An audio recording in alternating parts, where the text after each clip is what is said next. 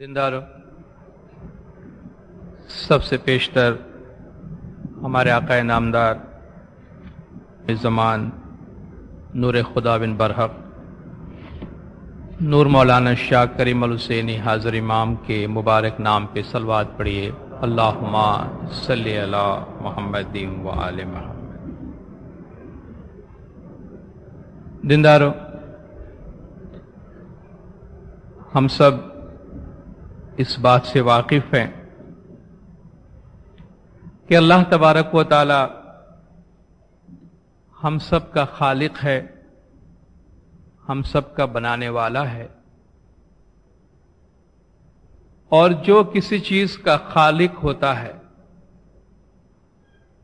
اس کو اپنے مخلوق کے بارے میں جتنا معلوم ہوتا ہے اتنا کسی اور کو معلوم نہیں ہوتا۔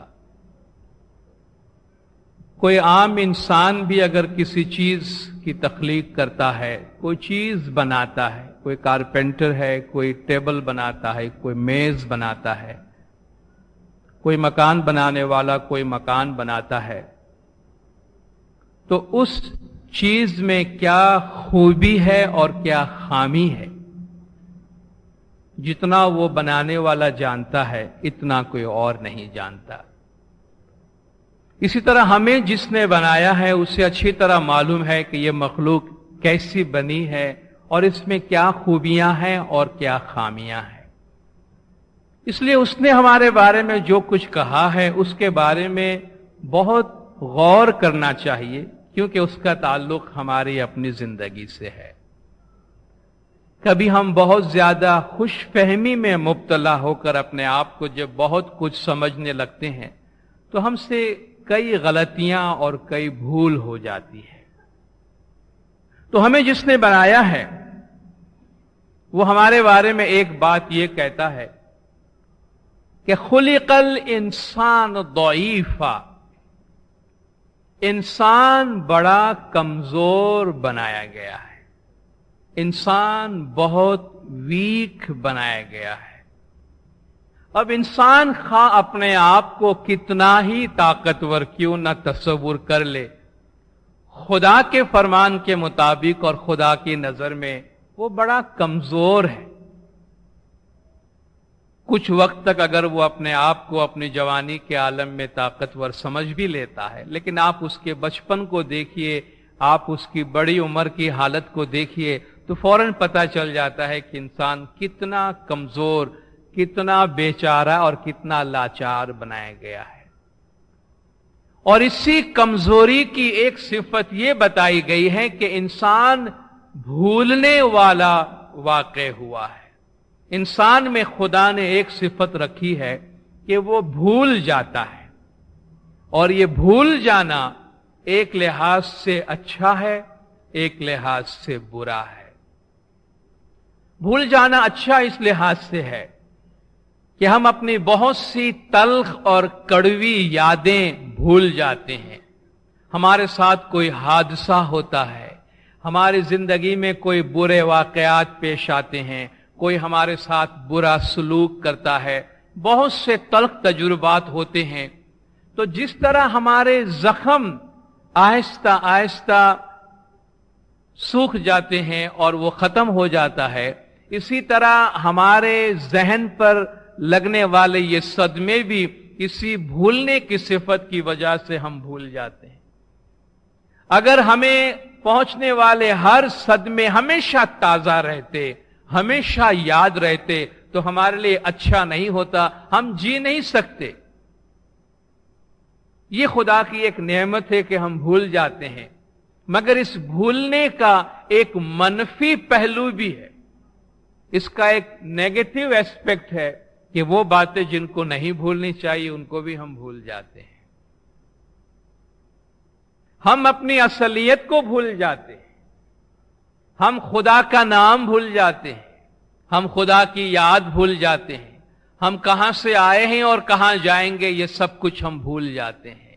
تو ہماری جو اس بھولنے کی صفت ہے، اس بھولنے کی صفت کو سامنے رکھتے ہوئے خدا نے اس دنیا میں ایک دعوت کا سلسلہ جاری رکھا ہے۔ ہم کئی بار سنتے ہیں کہ خدا نے ہزاروں پیغمبر دنیا میں بھیجے ہیں، اور ہم یہ بھی سنتے ہیں کہ ان سب کا پیغام ایک ہی تھا، وہ سب انسان کو دنیا میں خدا کی یاد دلانے کے لیے، آخرت کی یاد دلانے کے لیے آئے تھے، تو اتنے سارے لوگوں کا اتنی دفعہ آنے کی کیا ضرورت تھی؟ صبح شام ہمیں وہی ایک ہی بات یاد دلائی جاتی ہے کہ عبادت کرو، خدا کو یاد کرو، خدا کی حقیقت کو نہ بھولو، اپنی حقیقت کو نہ بھولو، اپنی روح کو نہ بھولو، خدا کے ذکر میں رہو۔ اس کی کیا ضرورت ہے؟ اس کی ضرورت اس لیے ہے کہ ہم بھولنے والے ہیں۔ آج ہم تھوڑی دیر کے لیے خدا کا ذکر سنتے ہیں، کبھی کسی کے گھر میں کوئی موت واقع ہو جاتی ہے، قبرستان تک ہم جاتے ہیں تو ہمارے ذہن میں موت کی یاد کتنی تازہ ہوتی ہے۔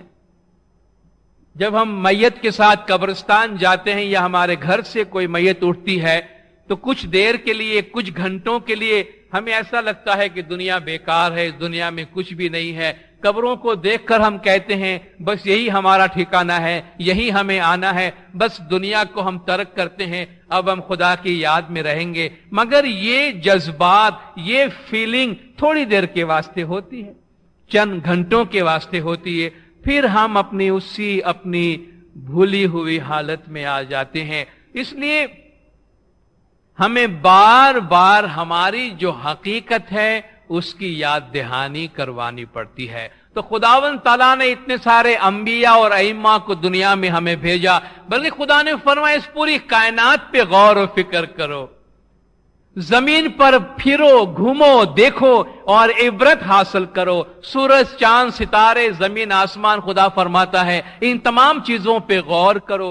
غور و فکر کرنے کی یہ دعوت بھی خدا اس لیے ہمیں دیتا ہے تاکہ ہمیں یاد رہے، ہم حقیقت کو بھول نہ جائے۔ ہمارے طریقے میں، عبادت بندگی میں ایک لفظ استعمال ہوتا ہے ذکر۔ ذکر کرو، خدا کا ذکر کرو۔ فذکر، رسول اللہ کو خداوند تعالیٰ نے فرمایا فذکر، ان کو یاد دلوائیے، فإنما انت مذکر، کیونکہ آپ یاد دلانے والے ہیں، آپ ریمائنڈ کروانے والے ہیں۔ اچھا بھئی، یاد کس چیز کی جاتی ہے؟ یاد کس چیز کی جاتی ہے؟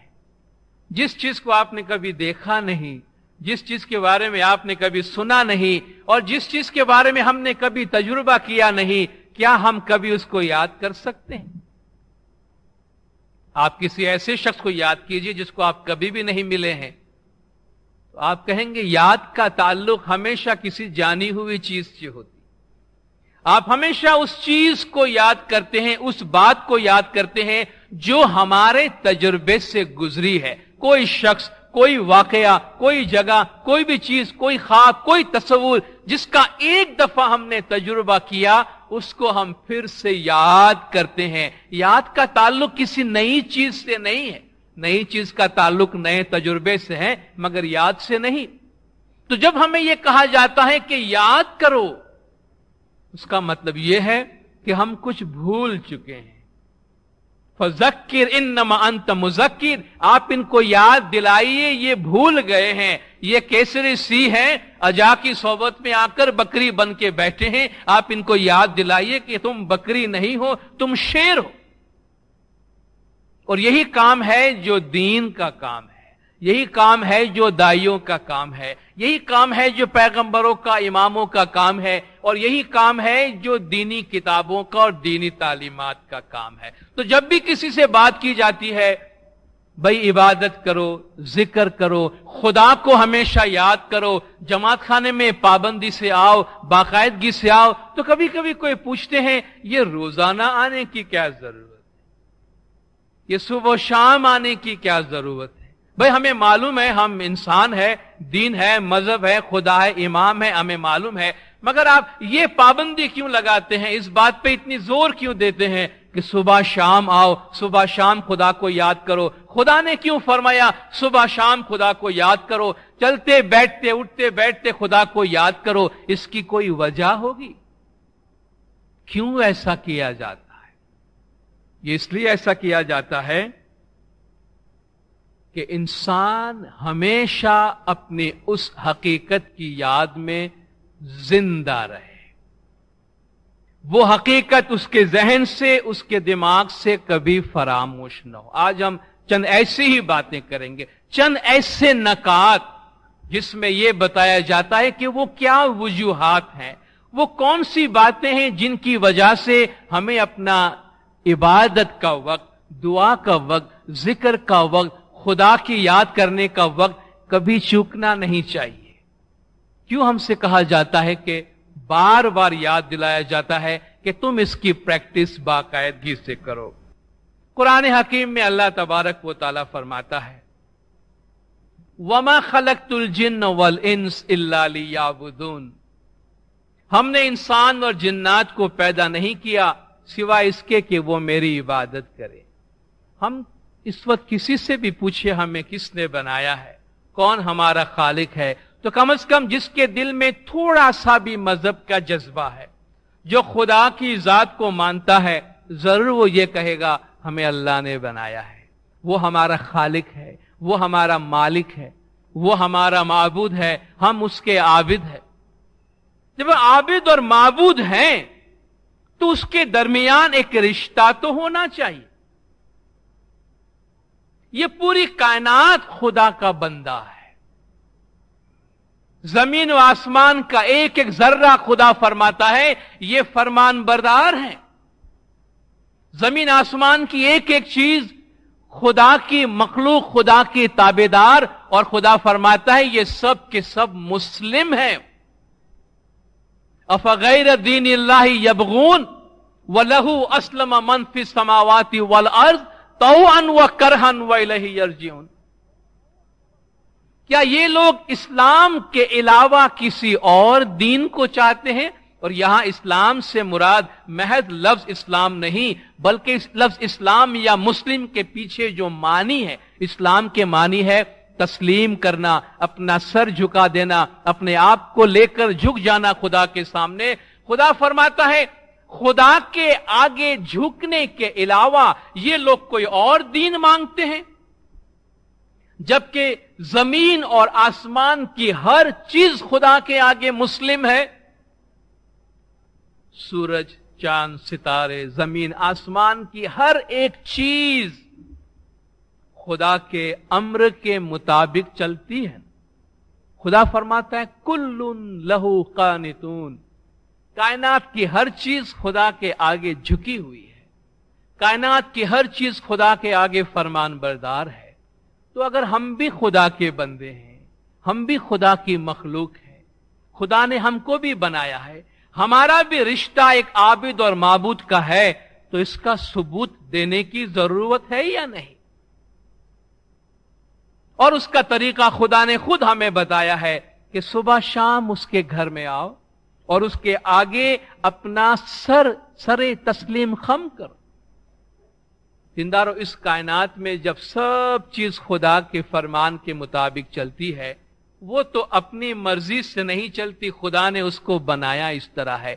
मगर इंसान को खुदा ने अकल दी है, और इंसान सही माना में मुस्लिम उस वक्त होता है जब उसकी अकल खुदा के फरमान के मुताबिक खुदा के आगे झुकती है।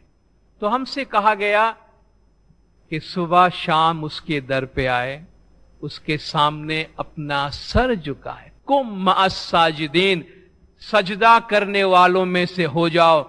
और सजदा करते वक्त जब हम अपना सर झुकाते हैं खुदा के हुजूर में आकर सर नगू होते हैं, अगर वाकई हमें इस बात का एहसास है तो हमें पता चलेगा इसमें कितना सुकून है।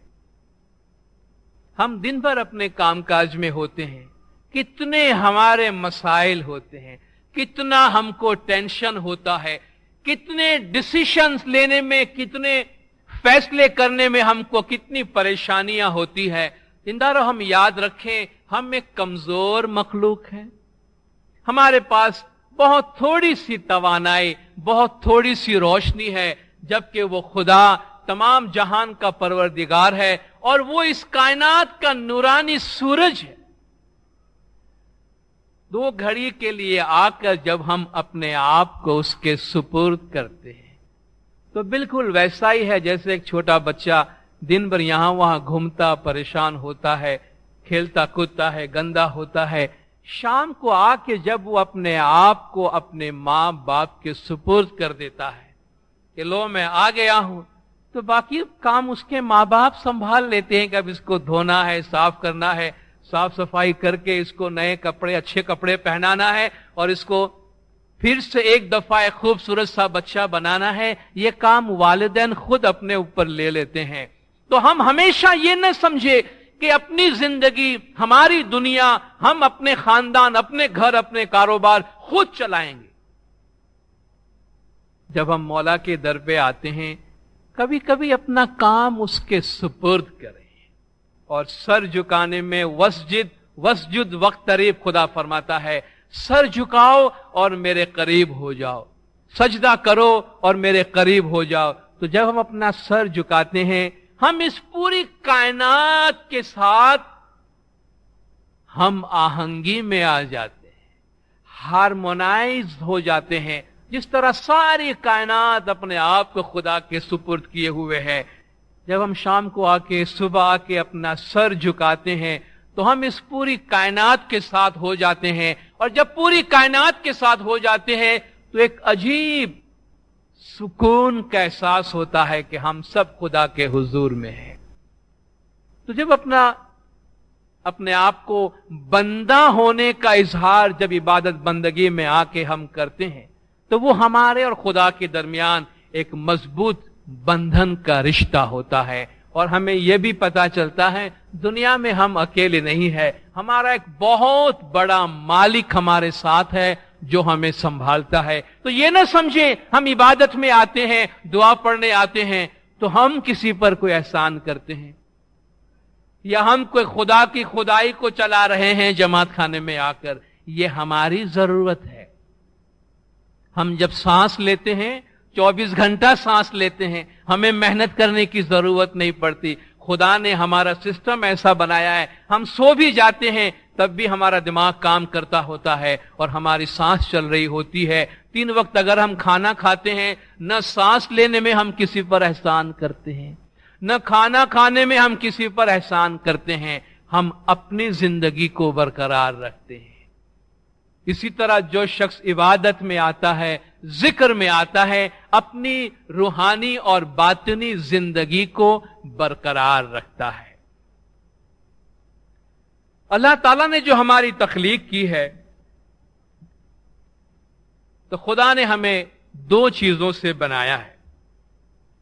एक हमारा जिस्म है, एक हमारी रूह है। आप में से बहुत से लोग सालों से यहां रह रहे हैं।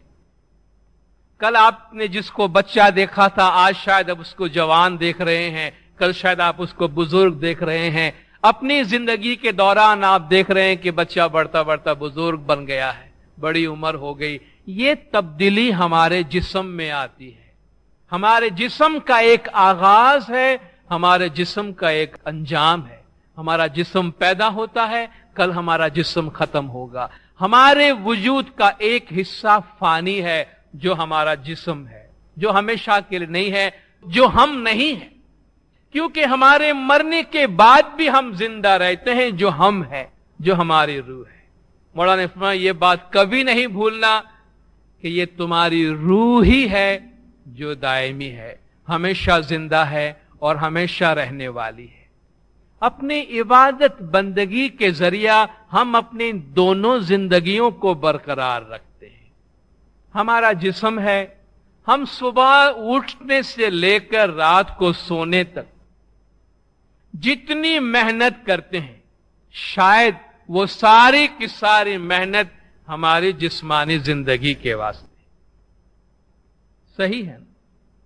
हमारी जो प्लानिंग होती है बच्चों के लिए, फैमिली के लिए, अपने लिए, कारोबार के लिए, एजुकेशन के लिए, हमारा 24 घंटा तकरीबन अपने दुनियावी काम के लिए, बॉडी के लिए, जिस्म के लिए जाता है। इमाम ने फरमाया कि आपको एक बैलेंस बरकरार रखना है, तवाजुन बरकरार रखना है। हम कितना वक्त अपनी रूह के वास्ते देते हैं? और ये बताइए कि क्या किसी शरीफ आदमी का, किसी अच्छे इंसान का ये अंदाज हो सकता है?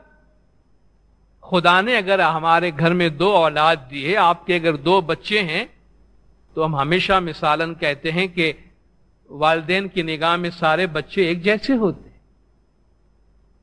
اور اگر سارے بچے ایک جیسے ہیں پھر بھی آپ ان میں سے ایک کا بہت خیال کر، جس طرح آپ بعض سوسائٹیوں میں جائیں گے، اگر ایک لڑکا اور ایک لڑکی ہے تو وہ یہی سمجھتے ہیں گھر میں ایک ہی بچہ ہے کہ وہ لڑکا ہے، لڑکی ایگزسٹ نہیں کرتی ان کے لیے، وہ ان کے وجود میں نہیں ہے۔ 5-6 بچے اگر ہیں اور آپ ان سے پوچھیں کتنے بچے ہیں تو صرف لڑکوں کی تعداد بتاتے ہیں، لڑکیوں کی تعداد نہیں بتاتے، ان کو بچوں میں شامل نہیں کرتے۔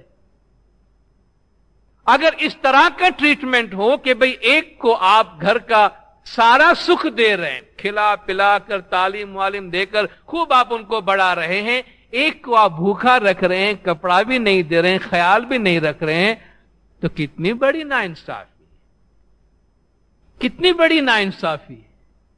اگر ان میں سے ایک واقعی بہت زیادہ امپورٹنٹ ہے اور ایک بالکل کم ہے، مگر ہم اس کا خیال کر رہے ہیں کہ جس کی زیادہ اہمیت نہیں ہے اور اس کو چھوڑ رہے ہیں جس کی بہت اہمیت ہے، تو اس سے بڑھ کر ناانصافی اور کیا ہوگی؟ آپ کے گھر میں 2 مہمان آ کے ٹھہرے تو آپ تو دونوں کو برابر ٹریٹ کرتے ہیں، ایک کو خوب کھلایا پلایا، ایک کو بھوکا ننگا رکھ کے نکال دیا، تو کتنا برا لگتا ہے۔ تو اگر ہم ان 2 ہستیوں کے ساتھ دنیا میں آئے ہیں، 2 شخصیتوں کے ساتھ دنیا میں آئے ہیں، ان میں سے ہم ایک کی تو اتنی مہمان نوازی کر رہے ہیں، ایک کو کھلا پلا کر اتنا موٹا کر رہے ہیں کہ دوسرے کے لیے پوچھنے کا ہمارے پاس ٹائم نہیں ہے۔ حالانکہ جن کو ہم بھلا رہے ہیں، جن کو اگنور کر رہے ہیں، جن کو ہم داد نہیں دے رہے ہیں، شاید آگے چل کر وہی چیز کام آنے والی۔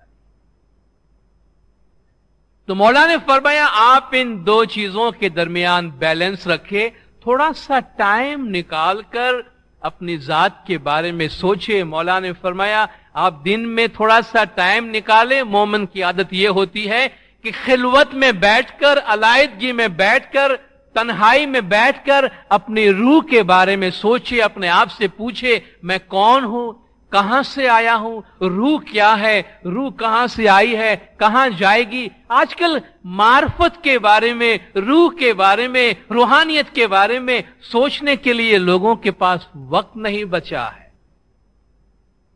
ہمارے وقت پہ بہت زیادہ ٹیکس لگ گیا ہے۔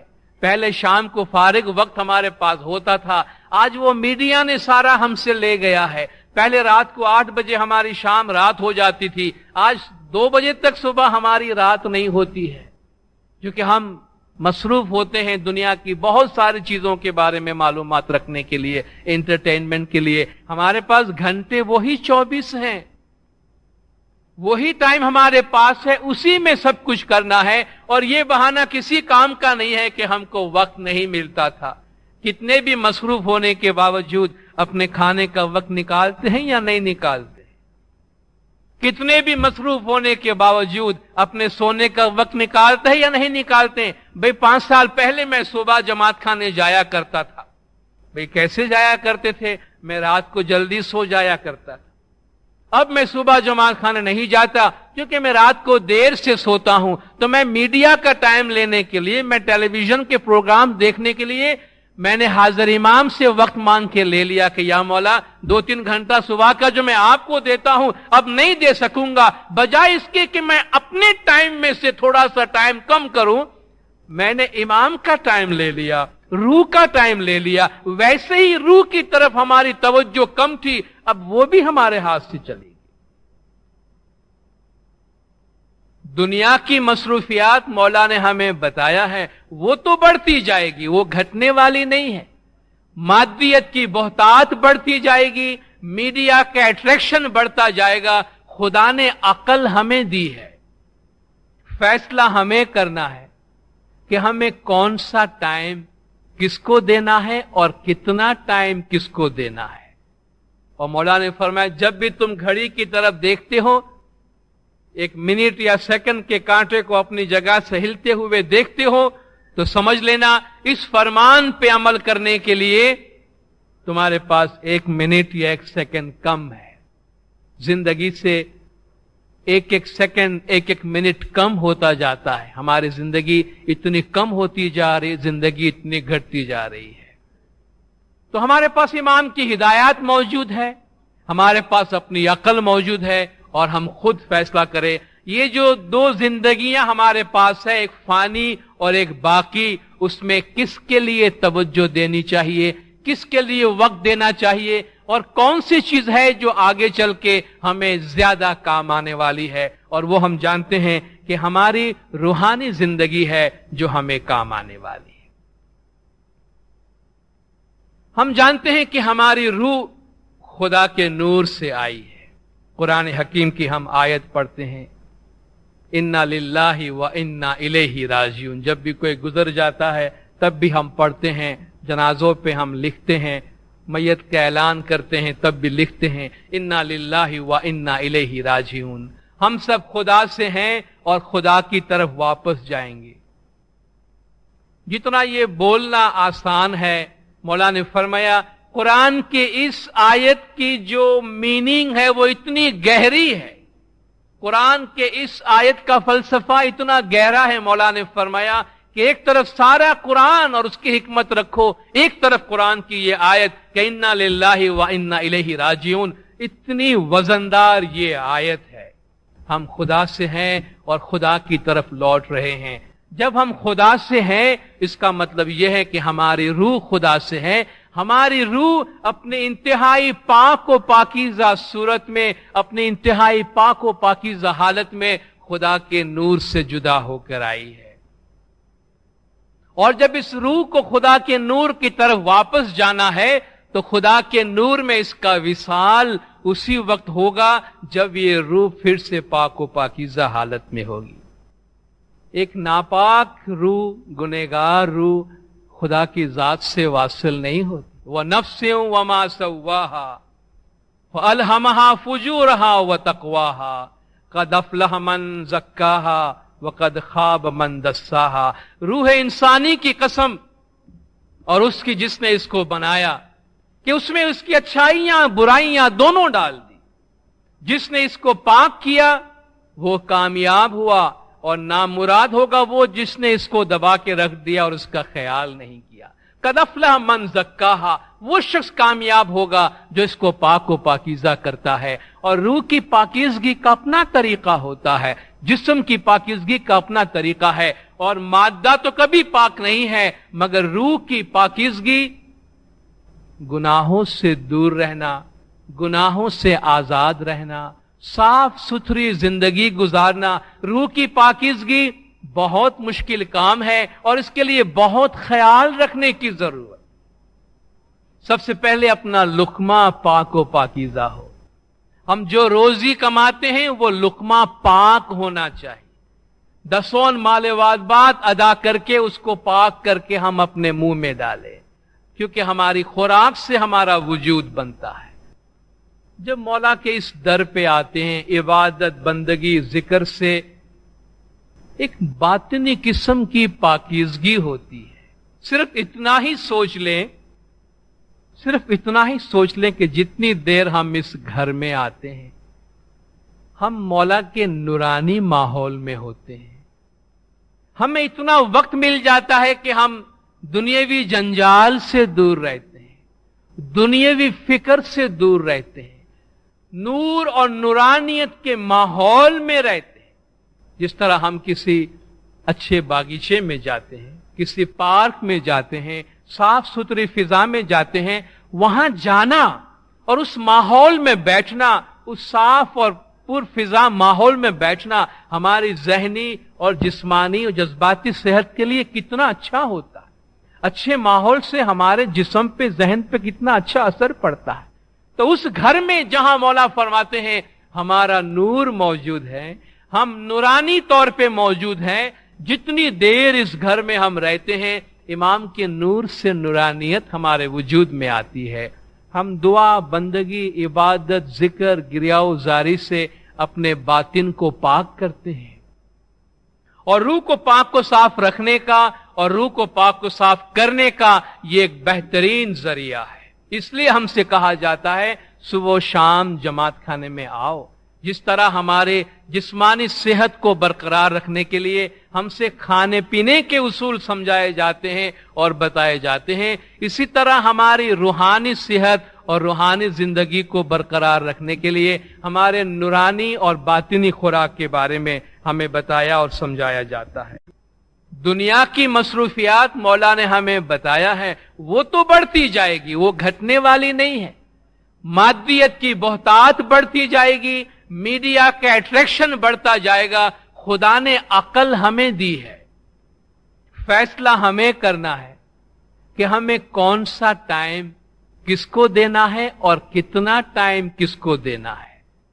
और मौला ने फरमाया जब भी तुम घड़ी की तरफ देखते हो, एक मिनट या सेकंड के कांटे को अपनी जगह से हिलते हुए देखते हो, तो समझ लेना इस फरमान पे अमल करने के लिए तुम्हारे पास 1 मिनट या 1 सेकंड कम है।